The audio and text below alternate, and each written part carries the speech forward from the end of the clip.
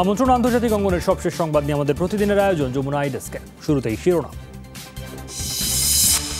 বিশ্বে 24 ঘন্টায় রেকর্ড প্রায় 2 লাখ করোনা রোগী শনাক্ত। লকডাউন ভঙ্গের দায়ে ইস্তফা দিলেন কিউই স্বাস্থ্যমন্ত্রী। চীন ভারত উত্তেজনার মধ্যেই যুক্তরাষ্ট্রের উস্কানিমূলক বার্তা। বিশ্লেষকদের সতর্ক বার্তা, ছোট ভুলে সমঝোতা গড়াতে পারে সংঘাতে। মিয়ানমারের কাচিন রাজ্যে একটি জেড খনিতে ভূমিধস, নিহত 113, শঙ্কা আরও বাড়তে পারে মৃতের সংখ্যা। সব খবরে বিস্তারিত নিয়ে সাথে আছি সৌমিত্র শুভ্র। 24 ঘন্টায় প্রায় 2 লাখ করোনা রোগী শনাক্ত হলো বিশ্বে। প্রাণ গেছে আরও 5,000-এর মতো মানুষের। ফলে মোট প্রাণহানি 5,19,000-এর বেশি। আক্রান্তের সংখ্যাও 1,08,00,000 ছাড়ালো। যুক্তরাষ্ট্রে একদিনে রেকর্ড 51,000-এর বেশি মানুষের শরীরে মিলেছে কোভিড-19। দেশটিতে মোট আক্রান্ত 27,80,000-এর মতো। প্রাণহানি 1,31,000-এর কাছাকাছি। এদিকে 24 ঘন্টার হিসাবে 1,000-এর বেশি মৃত্যু হয়েছে ব্রাজিলে। দেশটিতে 61,000-এর মতো প্রাণহানি। মেক্সিকোয় আরও 741 জনের মৃত্যুতে মোট প্রাণহানি 28,500 ছাড়ালো। অচিরেই মহামারীর নতুন কেন্দ্র হয়ে উঠতে পারে মধ্যপ্রাচ্য। বিশ্ব স্বাস্থ্য সংস্থা এমন সতর্কবার্তা দিয়ে আবারও পরীক্ষা ও আইসোলেশন বৃদ্ধির ওপর গুরুত্ব আরোপ করেছে। এদিকে করোনার বিস্তার রোধে যুদ্ধ বিধ্বস্ত দেশগুলোয় অস্ত্রবিরতির আহ্বান জানালো জাতিসংঘ। করোনার ভয়াবহতা না কমলেও মধ্যপ্রাচ্যে শিথিল করা হয়েছে কড়াকড়ি। খুলে দেওয়া হয়েছে ধর্মীয় স্থাপনা সহ বেশিরভাগ ব্যবসা প্রতিষ্ঠান। ফলে বেড়েছে সংক্রমণ বৃদ্ধির শঙ্কা। বিশ্ব স্বাস্থ্য সংস্থা বলছে অঞ্চলটিতে আক্রান্ত 10 লাখের বেশি, প্রাণহানি 30,000-এর কাছাকাছি, যার 80 পূর্ব ভূমধ্যসাগরীয় অঞ্চলগুলোতে। তাতে প্রকাশ পেয়েছে ডব্লিউএইচওর বিরক্তি। বলছে রেকর্ড সংক্রমণ দেখলেও মানুষের মধ্যে নেই বিন্দুমাত্র সতর্কতা। গেল সপ্তাহে গড়ে প্রতিদিন সংক্রমিত হয়েছে 1,60,000-এর বেশি মানুষ। গত এক মাসে শনাক্ত হয়েছে মোট সংক্রমণের 60%। এখনই ক্লান্ত হলে চলবে না। মহামারী থেকে মুক্তির সর্বোত্তম উপায় হলো সব ধরনের পদ্ধতি গ্রহণ করা। এজন্য পরীক্ষা বৃদ্ধি এবং আইসোলেশনের বিকল্প নেই। পাশাপাশি স্বাস্থ্যকর্মীদের প্রশিক্ষণ এবং সুরক্ষার ব্যবস্থাও জরুরি। এদিকে সিরিয়া, ইয়েমেন সহ সংঘাতময় দেশগুলোতে সংক্রমণ রোধে যুদ্ধবিরতির তাগিদ জাতিসংঘ নিরাপত্তা পরিষদের। বিশ্বের সব অঞ্চলে এই মুহূর্তে যুদ্ধবিরতি কার্যকর করাটাই সবচেয়ে বড় অর্জন। করোনা মোকাবেলায় সমন্বিত উদ্যোগ ছাড়া সফল হওয়া অসম্ভব। তাই নিরাপত্তা পরিষদের রেজুলেশন বাস্তবায়ন করতে হবে। স্বাস্থ্য বিশেষজ্ঞদের শঙ্কা, কড়াকড়ি প্রত্যাহারের কারণে পর্যটকদের আনাগোনা বাড়লে মহামারীর নতুন মাত্রায় পৌঁছাবে। Amit Hasan Robin, Jamuna news. Corona virus চলাকালে লকডাউন নীতিমালা লঙ্ঘনের অভিযোগে পদত্যাগ করলেন নিউজিল্যান্ডের স্বাস্থ্যমন্ত্রী ডেভিড ক্লার্ক। বৃহস্পতিবার তার ইস্তফা গ্রহণ করেন প্রধানমন্ত্রী। স্বাস্থ্যমন্ত্রী জানান, মহামারী মোকাবেলায় গৃহীত সরকারি পদক্ষেপের সাথে ছিল তার মতবিরোধ। কারণ লকডাউন চলাকালে সপরিবারে তিনি পর্যটন কেন্দ্রগুলোয় ঘুরেছেন। সে সময় নিজের অপরাধ স্বীকারের মাধ্যমে পদত্যাগপত্র দিলেও সংকটকালে সেটি গৃহীত হয়নি। বিশ্বের প্রথম দেশ হিসেবে মে মাসে নিজেদের করোনামুক্ত ঘোষণা করে নিউজিল্যান্ড। জুনে প্রত্যাহার হয় লকডাউন। দেশটিতে 1,500-এর বেশি মানুষ করোনা শনাক্ত হলেও মৃত্যুবরণ করেন 22 জন। করোনা ভাইরাসে একদিনে 438 জনের মৃত্যু হয়েছে ভারতে। মোট প্রাণহানি 18,000-এর মতো। 20,000 নতুন শনাক্তের পর আক্রান্তের সংখ্যা ছাড়ালো 6 লাখ। সংক্রমণে চতুর্থ অবস্থানে থাকা দেশটিতে সবচেয়ে খারাপ পরিস্থিতি মহারাষ্ট্রে। রাজ্যটিতে মোট প্রাণহানি 7,500। একদিনে প্রায় 5,000 মানুষের দেহে শনাক্ত হয়েছে কোভিড-19। তামিলনাড়ুতে একদিনে শনাক্ত প্রায় 4,000। রাজধানী নয়াদিল্লিতে 24 ঘন্টায় শনাক্ত 2,000-এর বেশি।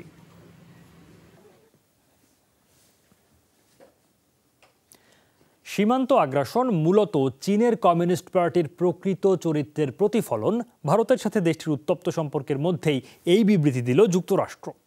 রাজনৈতিক বিশ্লেষকদের অভিমত, ছোটখাটো ভুলে সমঝোতা গড়াতে পারে সহিংসতায়। চীন ভারত সীমান্তে বিরাজ করছে থমথমে পরিস্থিতি। 3 দফা সামরিক বৈঠকের পর সেনা সরানোর প্রস্তুতি চললেও প্রকৃত নিয়ন্ত্রণ রেখায় উঠছে ভারতের রাফায়েল যুদ্ধ বিমান। স্যাটেলাইট ইমেজেও স্পষ্ট, সীমান্ত থেকে এক চুল নড়েনি চীনের সমরযান। টানা টানাপোড়েনের মধ্যেই আগুনে ঘি ঢালল যুক্তরাষ্ট্র।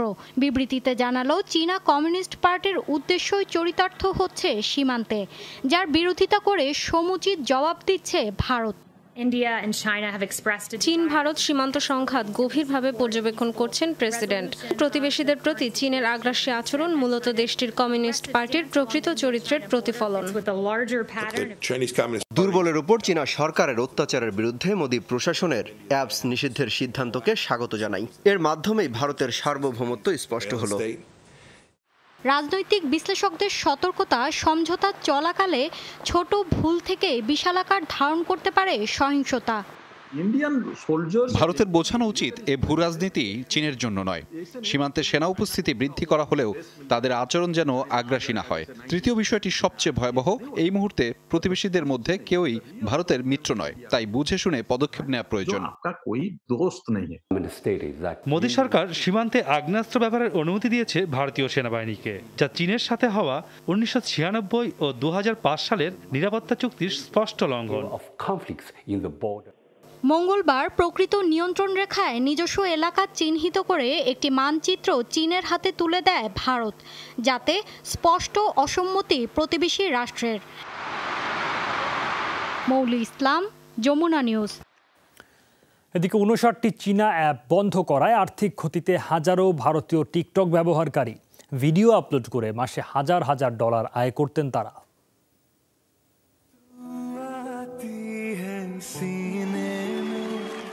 সুমিত জৈন টিকটক অ্যাপে ভিডিও আপলোড করে রাতারাতি তারকা বনে গেছেন মহারাষ্ট্রের এই ক্ষুদ্র ব্যবসায়ী। তারকা খ্যাতির পাশাপাশি আছে অর্থের ঝলকানিও।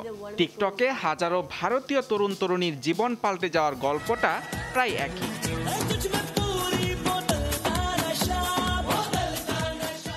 সারা বিশ্বের মধ্যেই ভারতে জনপ্রিয়তা বেশি ছিল স্বল্প দৈর্ঘ্যের ভিডিও শেয়ারিং অ্যাপ টিকটকের। শুধু গেল বছরই দেশটিতে টিকটক ডাউনলোড হয় 32 কোটি 30 লাখ বার। ভারতের নিয়মিত ব্যবহারকারী 12 কোটির বেশি। কিন্তু হঠাৎ ভারত সরকার চীনা 59টি অ্যাপ বন্ধ করে দেয়ায় বিপাকে পড়েছেন টিকটক ব্যবহারকারীরা। ভারতের সিদ্ধান্ত নিয়ে আমরা উদ্বিগ্ন।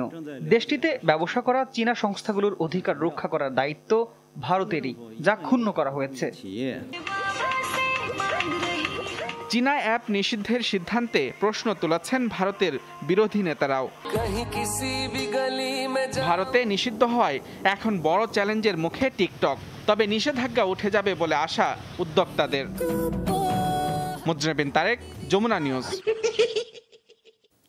মিয়ানমারের উত্তরাঞ্চলের কাচিন রাজ্যে একটি জেড খনিতে ভূমি ধসে নিহতের সংখ্যা বেড়ে দাঁড়িয়েছে 113 জনে। আহত হয়েছেন আরও অনেকে। আরও বাড়তে পারে মৃতের সংখ্যা। স্থানীয় ফায়ার সার্ভিস জানায়, টানা বৃষ্টিপাতের ফলে স্তূপ করে রাখা মাটি কাদায় পরিণত হয়। পাশেই পাথর কাটার সময় ধসে পড়ে সেই মাটি। এর নিচে চাপা পড়েন কয়েকশো মানুষ। পরে খবর পেয়ে চালানো হয় উদ্ধার অভিযান। ধারণা, এখনও মাটির নিচে চাপা পড়ে আছেন আরও অনেকে। বিশ্বের মধ্যে জেডের অন্যতম বড় উৎস মিয়ানমারের এই খনি। 2016-17 সালে মূল্যবান জেড পাথর বিক্রি করে দেশটির আয় হয় $75 কোটি। যমুনা আইডেস্কে একটা বিরতি নিচ্ছে, একটু পরেই ফিরছি, সাথেই থাকুন।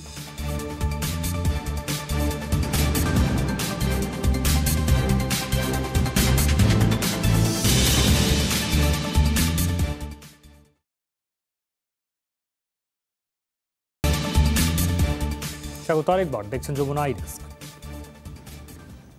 হংকংয়ে কার্যকর হওয়া চীনের নতুন নিরাপত্তা আইনকে কেন্দ্র করে ক্ষুব্ধ পশ্চিমা বিশ্ব। ভ্রমণ নিষেধাজ্ঞা, কূটনৈতিক অবরোধ, এমনকি অর্থনৈতিক নিষেধাজ্ঞার হুমকিও দিচ্ছে ইইউ এবং যুক্তরাষ্ট্র। উত্তাল হংকংয়ে নতুন নিরাপত্তা আইন কার্যকর হওয়ার পর থেকেই মারমুখী আইন শৃঙ্খলা রক্ষাকারী বাহিনী। বিক্ষোভ দমাতে টিয়ার গ্যাসের পাশাপাশি ব্যবহার করা হয় জলকামান, চলে গ্রেফতারও। এরই মধ্যে নিরাপত্তা বাহিনীর হাতে আটক হয়েছেন শতাধিক বিক্ষোভকারী।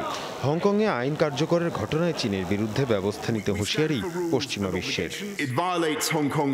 বেইজিং এর সিদ্ধান্ত চীন ব্রিটিশ ঐতিহাসিক চুক্তির স্পষ্ট লঙ্ঘন। কোনোভাবেই চীনের এমন আগ্রাসন মেনে নেওয়া যায় না। আমাদের সিদ্ধান্ত পরিষ্কার, যদি চীন এমন আচরণ থেকে সরে না আসে তাহলে দেশটির নাগরিকদের ব্রিটেনের সাথে সম্পর্ক রাখার ক্ষেত্রে কড়াকড়ি আরোপ করা হবে। এটা গণতন্ত্র এবং একনায়কতন্ত্রের বিরুদ্ধে লড়াই। এই যুদ্ধ ব্যক্তি স্বাধীনতা এবং শোষণের বিরুদ্ধে, তাই আমাদের এই লড়াইয়ে জিততেই হবে। তবে বিশ্লেষকরা বলছেন ভিন্ন কথা।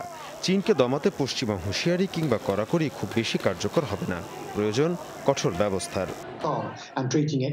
চীনের এমন সিদ্ধান্তে আঞ্চলিক অস্থিরতা বাড়বে। এই অবস্থা থেকে দেশটিকে নিবৃত্ত করতে কার্যকর এবং কঠোর পদক্ষেপ নেওয়া প্রয়োজন। যুক্তরাষ্ট্র কিছু কড়াকড়ি বা নিষেধাজ্ঞা আরোপ করতে পারে, তবে সেটা খুব বেশি ফলপ্রসূ হবে না, কারণ এর আগেও দেশটি চীনের উপর নিষেধাজ্ঞা দিয়েছিল, তবে তাতে কার্যকর কোনো ফল হয়নি। বেজিং জানিয়েছে নতুন আইন অনুসারে হংকং নিরাপত্তা সংস্থার গ্রেফতারকৃত সন্দেহভাজনদের বিচার এখন থেকে হবে চীনের মূল ভূখণ্ডে।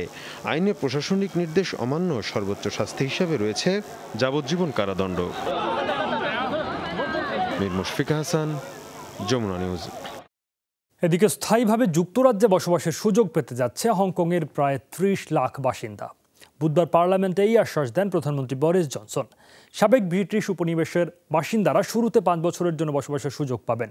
ব্রিটিশ পাসপোর্টধারী হংকংয়ের প্রায় ৩.৫ লাখ বাসিন্দা সহ আরও ২৬ লাখ রয়েছেন এ তালিকায়। এই সময় চাকরি ও লেখাপড়ার সুযোগও থাকবে। নির্দিষ্ট সময় পর নাগরিকত্বের জন্য আবেদন করতে পারবেন। তুরস্কের ঐতিহাসিক হায়া সোফিয়াকে মসজিদে রূপান্তর নিয়ে পর্যবেক্ষণ শুনানি হয়েছে দেশটির সর্বোচ্চ আদালতে। ৬ষ্ঠ শতকের স্থাপনাটি নিয়ে বিতর্ক তুঙ্গে। এক পক্ষ নামাজের সুযোগ চাইলেও জাদুঘরই থাকুক চান উদারপন্থীরা। ১৫ দিনের মধ্যেই হায়া সোফিয়ার ভবিষ্যৎ নিয়ে আসতে পারে কাউন্সিল অব স্টেটের রায়। ১৪০০ বছরের ইতিহাসে বাইজেন্টাইন সভ্যতার প্রধান গির্জা, অটোমান সাম্রাজ্যের মসজিদ আর আধুনিক তুরস্কের জাদুঘর হায়া সোফিয়া। ৬ষ্ঠ শতকের স্থাপনাটি এখন তুরস্কের সবচেয়ে আলোচিত বিষয়। ইউনেস্কো ঘোষিত বিশ্ব ঐতিহ্যের স্থাপনাটির পরিবর্তন নিয়ে মিশ্র অনুভূতি তুর্কিদের মাঝে।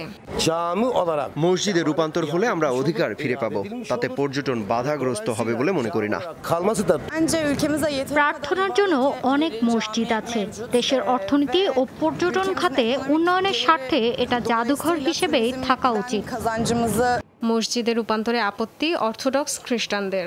তাদের দাবি গির্জা হিসেবেই গড়ে উঠেছিল হায়া সোফিয়া। রূপান্তরের তীব্র বিরোধিতা করেছে গ্রিস এবং যুক্তরাষ্ট্র। হায়া সোফিয়া ৯০০ বছর ধরে ব্যবহৃত হয়েছে খ্রিস্টানদের উপাসনালয় হিসেবে। তারপর সেখানে মুসলিমরা নামাজ আদায় করেছেন ৫০০ বছর। এ ধরনের পদক্ষেপ বিশ্বজুড়ে খ্রিস্টান ও মুসলিমদের মুখোমুখি দাঁড় করাবে।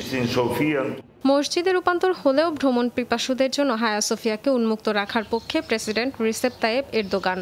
চলমান বিতর্ককে এরদোগানের রাজনৈতিক উদ্দেশ্য হাসিলের কৌশল হিসেবেও মনে করছেন কেউ কেউ। জনপ্রিয়তায় কিছুটা ভাটা পড়ায় ইস্যুটি ব্যবহার করছেন এরদোগান। মুসলিম জাতীয়তাবাদের পরিচয় ব্যবহার করে নিজের অবস্থান জোরালো করতে চাইছেন। সম্রাট জাস্টিনিয়ানের তত্ত্বাবধানে অর্থোডক্স গির্জা হিসেবে গড়ে উঠেছিল হায়া সোফিয়া। মুসলিমরা ইস্তাম্বুল জয়ের পর মসজিদে রূপান্তর করা হয় ১৪৫৩ সালে। ১৯৩৫ সালে মোস্তফা কামাল আতাতুর্ক জাদুঘরে রূপান্তর করেন একে। দীর্ঘদিন ধরেই সেখানে নামাজ আদায়ের দাবি জানিয়ে আসছে তুর্কি মুসলিমরা। Dorothy Tasrin, Jamuna News. বর্ণবাদী বক্তব্য প্রচার ইস্যুতে ফেসবুক বর্জনকারী প্রতিষ্ঠানের সংখ্যা ৪০০ ছাড়ালো। বিজ্ঞাপন বন্ধের এই প্রতিবাদে প্রতিদিনই সামিল হচ্ছেন নতুন প্রতিষ্ঠান। বেশ কিছুদিন ধরে স্টপ হেইট ফর প্রফিট স্লোগানে ফেসবুকের বিরুদ্ধে চলছে প্রচারণা। অভিযোগ, নির্বিচারে বর্ণবাদী উস্কানিমূলক কন্টেন্ট প্রচারিত হয় মাধ্যমটিতে। তীব্র সমালোচনার মুখে বেশ কিছু পোস্ট সরিয়ে নিলেও তা যথেষ্ট নয় অভিযোগ সমালোচকদের। পুলিশি নির্যাতনে কৃষ্ণাঙ্গ মার্কিনী জর্জ ফ্লয়েডের মৃত্যুর পরই শুরু হয় ফেসবুক বর্জন কর্মসূচি। তালিকায় আছে ইউনিলিভার, অ্যাডিডাস, হোন্ডা, কোকাকোলার মতো প্রতিষ্ঠানগুলো। যমুনা ডেস্ক আরেকটা বিরতি, একটু পরেই ফিরছি, সাথেই থাকুন।